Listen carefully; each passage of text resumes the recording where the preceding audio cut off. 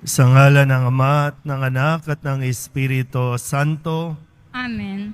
ang pagpapala ng ating Panginoong Hesu Kristo, ang pag-ibig ng Diyos Ama, at ang pakikipagkaisa ng Espiritu Santo, naway sumainyong lahat. At sumayo rin. Mga kapatid, tinipon tayo bilang mga kaanib na angkan ng Diyos, kaya dumulog tayo sa maawaing Panginoong nagpapatawad ng lubos. Sinugong tagapagpagaling sa mga nagsisisi, Panginoon, kaawaan mo kami. Panginoon, kaawaan mo kami. Dumating na tagapaganyayang mga makasalanan ay magsisi, Kristo, kaawaan mo kami. Kristo, kaawaan mo kami. Nakaluklok ka sa kanan ng Diyos Ama para ipamagitan kami. Panginoon, kaawaan mo kami. Panginoon, kaawaan mo kami. Kaawaan tayo na makapangyarihang Diyos, patawarin tayo sa ating mga kasalanan at patnubayan tayo sa buhay na walang hanggan. Amen. Manalangin tayo. Ama naming makapangyarihan, ang iyong dumadalanging sambayanan ay matapat mo nawang lingapit sa baybayan upang makita naming ang dapat gampanan at para rito'y magkaroon kami ng kakayahan sa pamamagitan ni Jesucristo kasama ng Espiritu Santo magpasawalang hanggan. Amen. Magsiupo po muna ang lahat. Pagbasa mula sa unang aklat ni Samuel.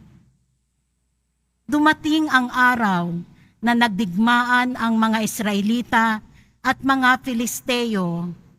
Sa Ebenezer, nagkampo ang mga Israelita at sa Afek naman ang mga Filisteo.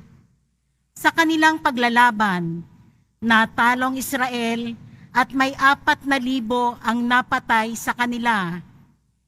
Nang makaurong na sila sa kanilang kampo, nagtanungan ang matatanda ng Israel, bakit kaya pinabayaan ng Panginoon na matalo tayo ng mga Filisteo? Ang mabuti kunin natin sa silo ang kaban ng tipan. Baka kung nasa atin iyon, ay iligtas tayo ng Panginoon sa ating mga kaaway. At kinuha nga nila sa silo ang kaban ng tipan, at sumama naman ang 2 anak ni Eli, sina Ofni at Phinees. Ang mga Israelita'y napasigaw sa tuwa nang idating sa kanilang kampo ang kaban ng tipan. Umalingaw-ngaw sa palibot ang kanilang sigawan. Nang marinig ito ng mga Pilisteo, itinanong nila, bakit kaya nagkakaingay ang mga Hebreo? Nang malaman nilang nasa kampo ng mga Israelita ang kaban ng tipan, nasindak sila. Inisip nilang may dumating na Diyos sa kampo ng mga Israelita. Kaya nasabi nila, ano ngayon ang mangyayari sa atin? Ngayon pa lamang tayo makararanas ng matinding kasawian. Ano ngayon ang mangyayari sa atin? Sino ngayon ang makapagliligtas sa atin sa mga Diyos nilang makapangyarihan? Ito ang mga Diyos na nagpahirap sa mga Ehipsyo sa pamamagitan ng iba't ibang salot. Mga kababayan, lakasan natin ang ating loob. Magpakalalaki tayo upang hindi tayo malupig at maalipin ng mga Hebreo tulad ng pangaalipin natin sa kanila. Lumaban tayo. Muling naglaban ang mga Pilisteo at ang Israelita. At nalupig na naman ang mga taga-Israel. Ang napatay sa kanila ay 30,000 at nagkanya-kanyang takas ang papauwi ang mga natira. Ang kaban ng Diyos ay kinuha ng mga Pilisteo at pinatay sina Ofni at Phinees. Ang salita ng Diyos. Salamat sa Diyos. Poon kami yung iligtas pag-ibig mo'y di kukupas. Poon kami iyong iligtas, pag-ibig mo'y di kukupas. Ngayon iyong itinakwil, kaya kami ay nalupig. Hukbo nami binayaat, hindi mo na tinangkilik. Binayaan mo nga kami, kaya kami ay tumakas. Lahat naming naiwanan ay sinamsam nilang lahat. Poon kami iyong iligtas, pag-ibig mo'y di kukupas. Sa sinapit naming ito, mga hintil ay nagtawa. Inuuyam kaming lagi, kami iniinis nila. Pati bansang walang Diyos, sa gitna ng sanlibutan, sa nangyari umiiling bilang tanda ng pag-uyam. Poon kami iyong iligtas, pag-ibig mo'y di kukupas. Kami wag mong pagkublihan, wag magtago sa amin. Ang pangamba namin hirap ay wag mong lilimutin. Poon kami iyong iligtas, pag-ibig mo'y di kukupas. Magsitayo po ang lahat.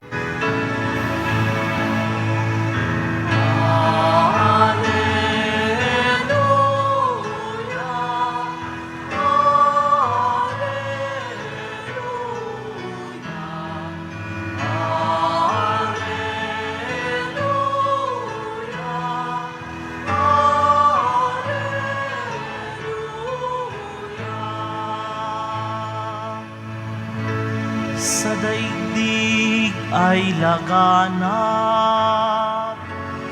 liwanag na sumisikat, salitang buhay ng lahat. Alleluia, Alleluia.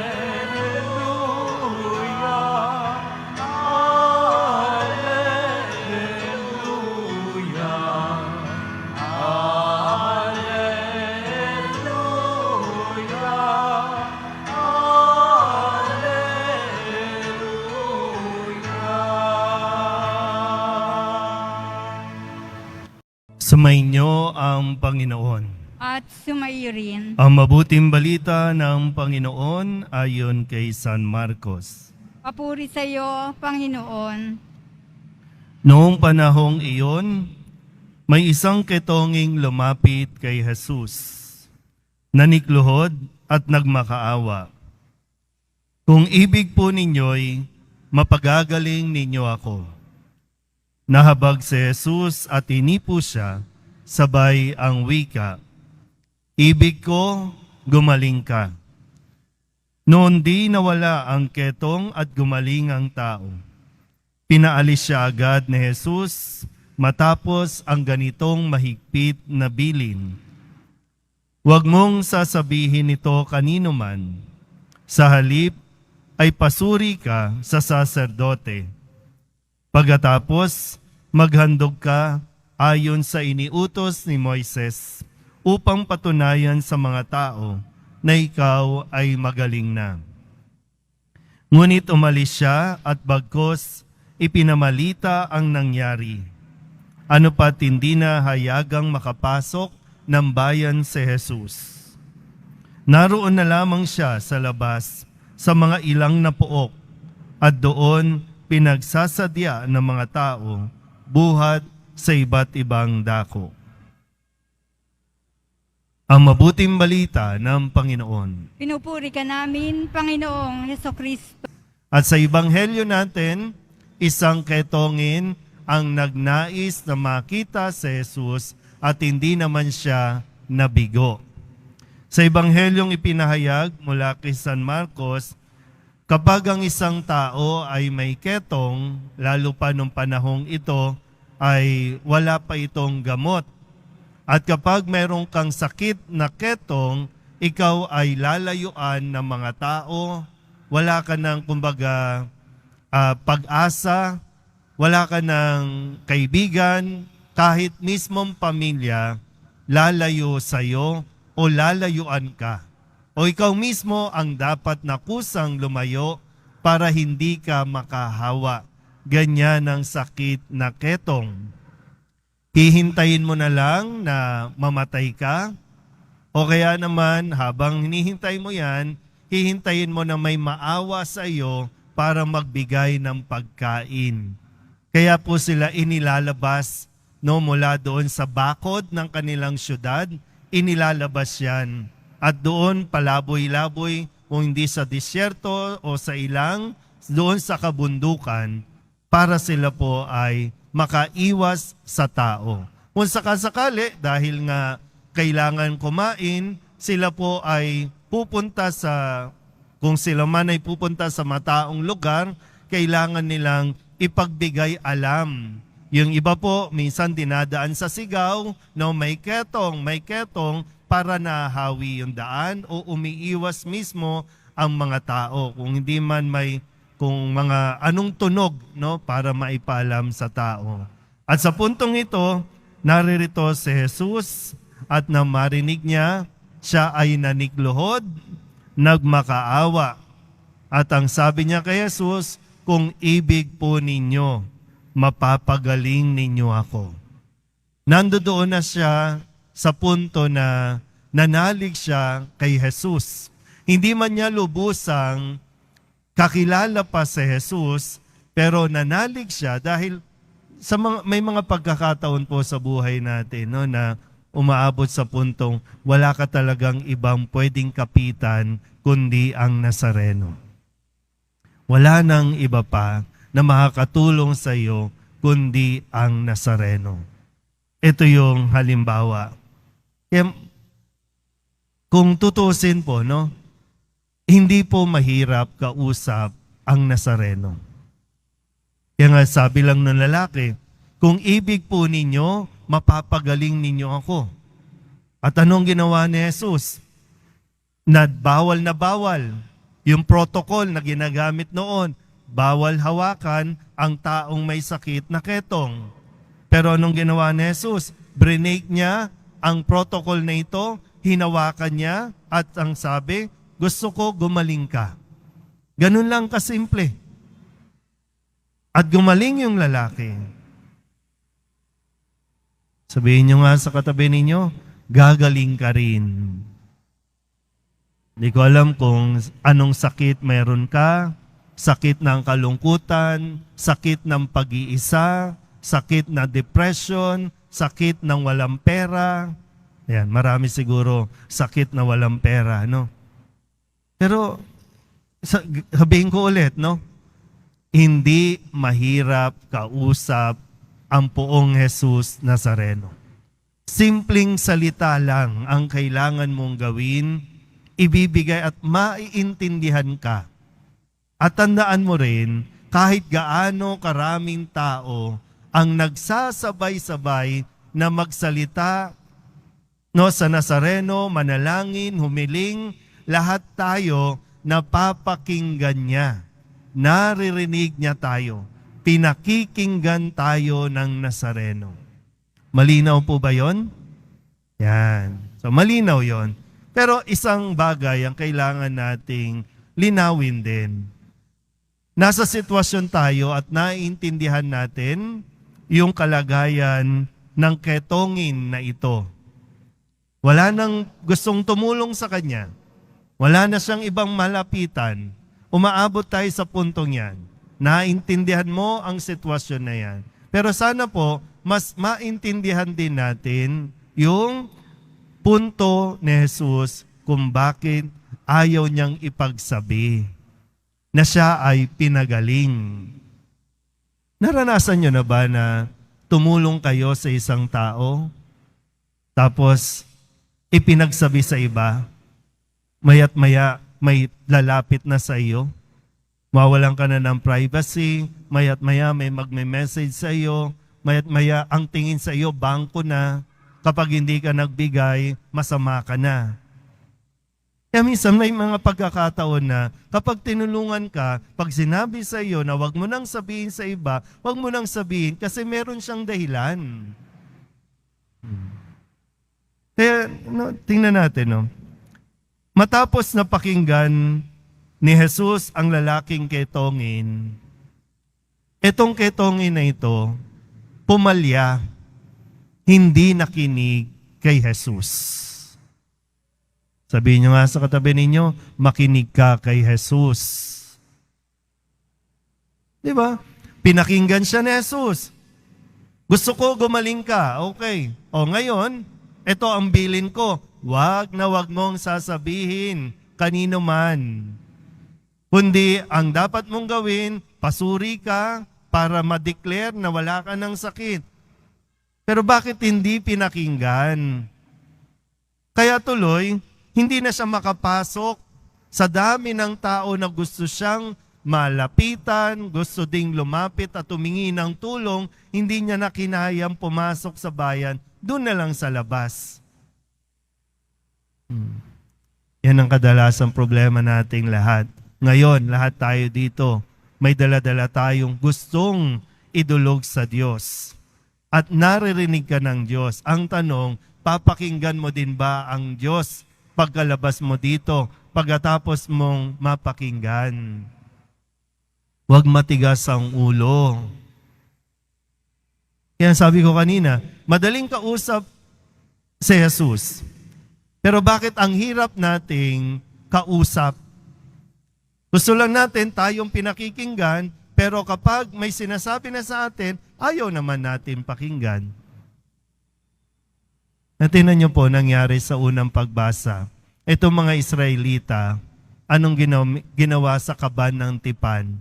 Ginamit nilang agimat, panakot, dahil natalo sila ng mga Pilisteo, itong mga Israelitang ito, inilabas ang kaban na para bang magkakaroon ng magic. Mananalo na tayo kasi nasa atin ang kaban. Kaya natalo dahil sa kanilang pagsuway sa katigasan ng ulo ng mga Israelita na hindi na sinusunod ang mga utos ng Panginoon.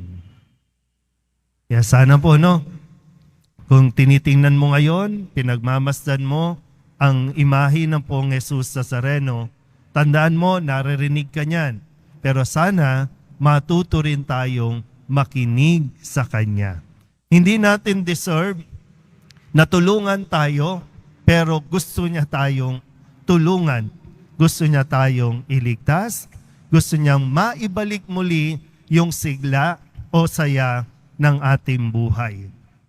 Kaya kung gusto mong mas maging maayos ang buhay mo, pagsumikapan natin na makinig sa mga sinasabi ni Jesus.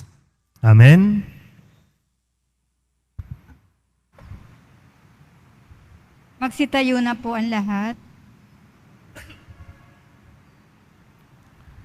Minamahal ko mga kapatid, naniniwala sa habag ng Panginoon, lumapit tayo ng may pananalig sa ating Amang nasa langit. Ang ating itutugon, Amang mahabagin, pakinggan mo kami. Amang mahabagin, pakinggan mo kami. Ang simbahan, naway hindi magkulang sa kanyang tungkulin na tanggapin ang mga napapabayaan. Manalangin tayo. Amang mahabagin, pakinggan mo kami. Ang ating gobyerno, naway makapagbigay ng mahusay na programang pangkalusugan at paigtingin pa ang kanilang pagsulong ng malusog na kapaligiran. Manalangin tayo. Amang mahabagin, pakinggan mo kami.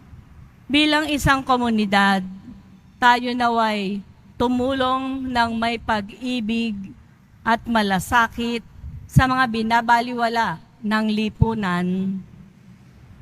Manalangin tayo. Amang mahabagin, pakinggan mo kami. Ang mga mahihirap at mga may sakit, naway makatagpo ng atensyon at tulong medikal mula sa mga may mabubuting kalooban. Manalangin tayo. Amang mahabagin, pakinggan mo kami. Idulog din natin sa Panginoon ang ating mga personal na kahilingan at mga panalangin para sa ating mga pamilya, kasama ang mga misang pasasalamat, espesyal na intensyon, mga agarang paggaling ng mga may sakit at ang mga kaluluwa na inihiling na ipagdasal sa misang ito. .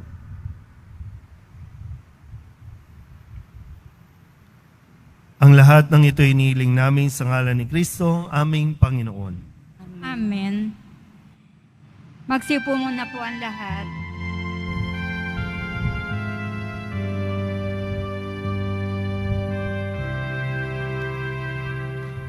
Itong alak at tinapay ay handog sa'yo, Ama. Ito'y bunga ng aming gawang iyong pinagpala. Sumasamo ang iyong bayan, tanggapit iyong basbasan, nang sa amin maging tunay na katawan, dugo ng iyong anak. Magsitayo na po ang lahat. Manalangin kayo mga kabatid upang paghahain natin ay kalugdan ng Diyos sa mga makapangyarihan. Tanggapin nawa ng Panginoon itong paghahain sa iyong mga kamay, sa kapurihan niya at karangalan, sa ating kapakinabangan at sa buong sambayanan niyang banal. Ama naming lumikha, ang paghahain ito ng iyong sambayanan ay iyong marapatin ngayong paunlakan. Pakundangan dito, mapasa amin nawa ang iyong kabanalan at ang masugid naming dalangin ay iyong pagbigyan sa pamamagitan ni Jesucristo kasama ng Espiritu Santo magpasawalang hanggan. Amen. Sumainyo ang Panginoon. At sumaiyo rin. Itaas sa Diyos ang inyong puso at diwa. Tinaas na namin sa Panginoon. Pasalamatan natin ang Panginoong ating Diyos. Marapat na siya ay pasalamatan. Ama naming makapangyarihan, tunay ngang marapat na ikaw ay aming pasalamatan. Pinagbibigyan mong ito'y aming maihayag kahit na ito'y walang anumang maidaragdag sa kadakilaang sa iyo ay likas. Sa pagpupuri nami, ang nakikinabang ay kami ring iyong pinakikiharapan sa pamamagitan ng iyong anak na minamahal.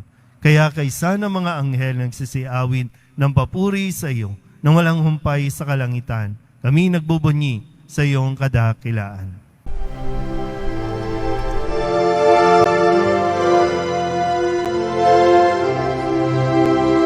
Santo, Santo, Santo, Panginoong Diyos makapangyarihan, napupuno ang langit at lupa ng kalwalhatian mo. Hosana sa kaitaasan, pinagpalang na paririto sa ngalan ng Panginoon. Hosana sa kaitaasan.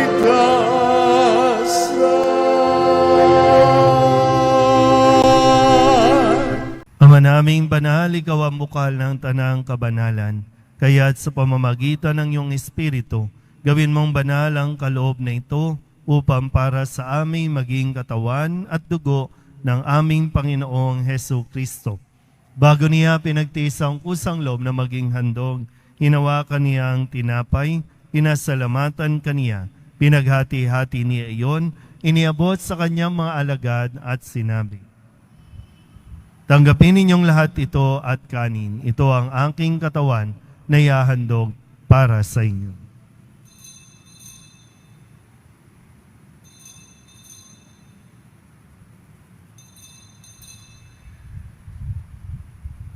Gayun din naman, ang matapos ang hapunan, hinawakan niya ang kalis, muli kaniyang pinasalamatan. Iniabot niya ang kalis sa kanyang mga alagad at sinabi, "Tanggapin ninyong lahat ito at inumin. Ito ang kalis ng aking dugo, ng bago at walang hanggan tipan. Ang aking dugo na ibubuhos para sa inyo at para sa lahat, sa ikapagpapatawad ng mga kasalanan. Gawin ninyo ito sa pag-alaala sa akin."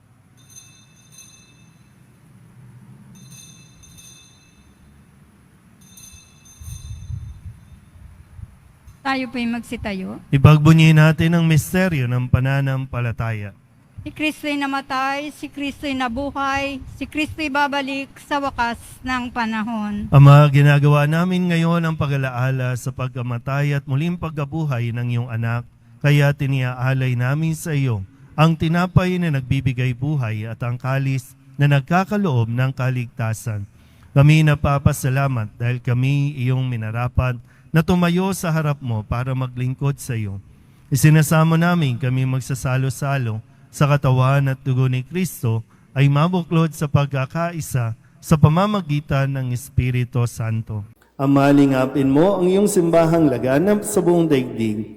Huspusin mo kami sa pag-ibig kay San Leon na aming Papa at ni Jose na aming Obispo at ng Tanang Kaparian. Alalahanin mo rin ang mga kapatid naming nahimlay na may pag-asang sila'y muling mabubuhay, gayon din ang lahat ng mga pumanaw.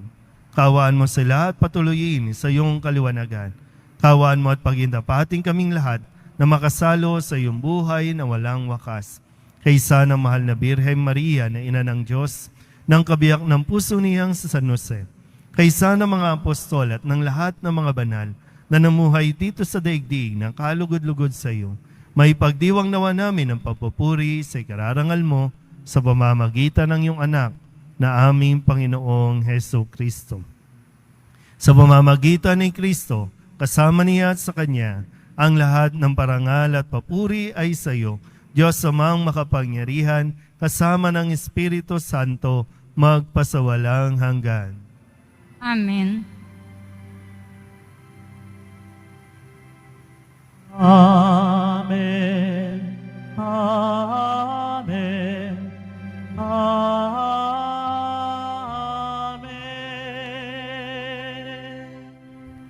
Sa tagubili ng manakagagaling na utos at sa turo ni Jesus sa Panginoon natin at Diyos, ipahayag natin ang lakas loob.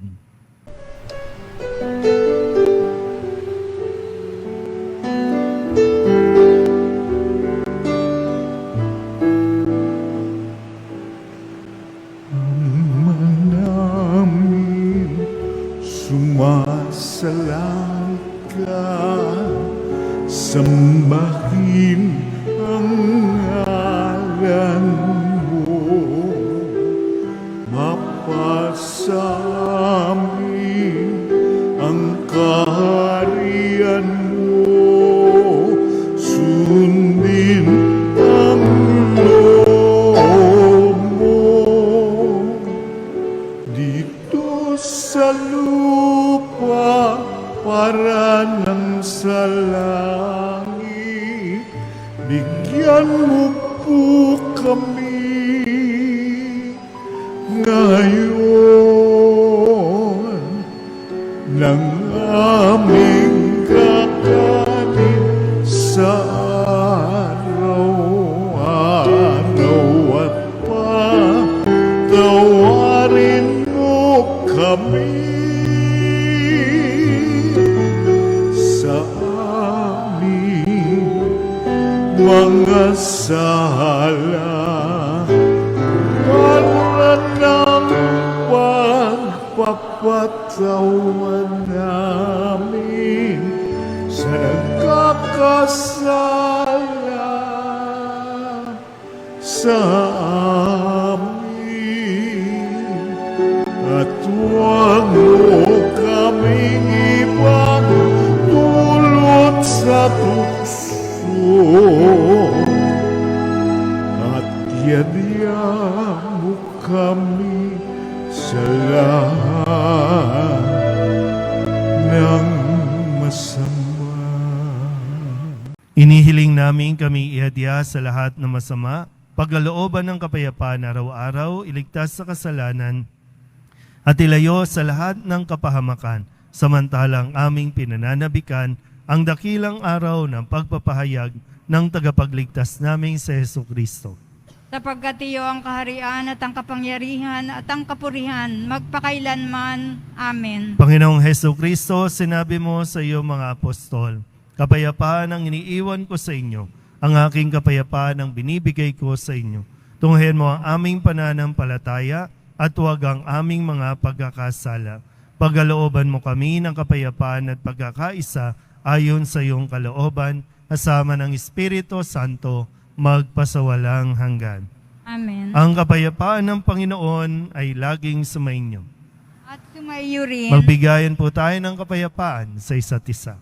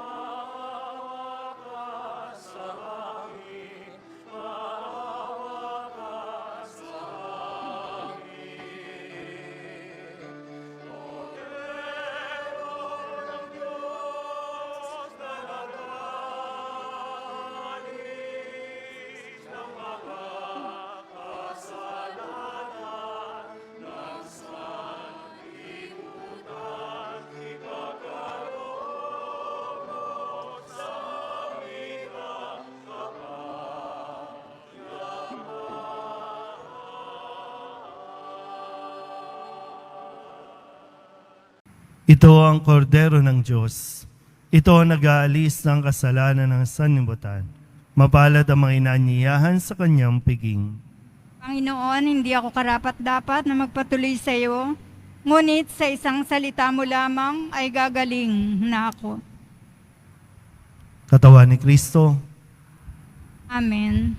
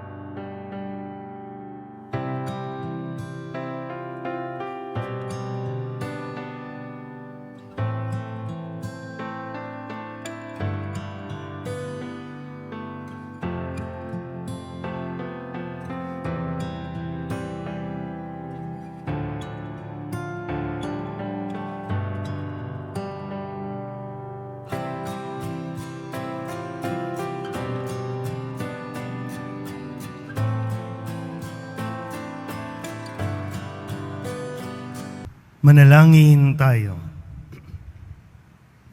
Ama naming mapagmahal, hinihiling naming kami pagbigyan pakundangan sa iyong dulot na pakikinabang.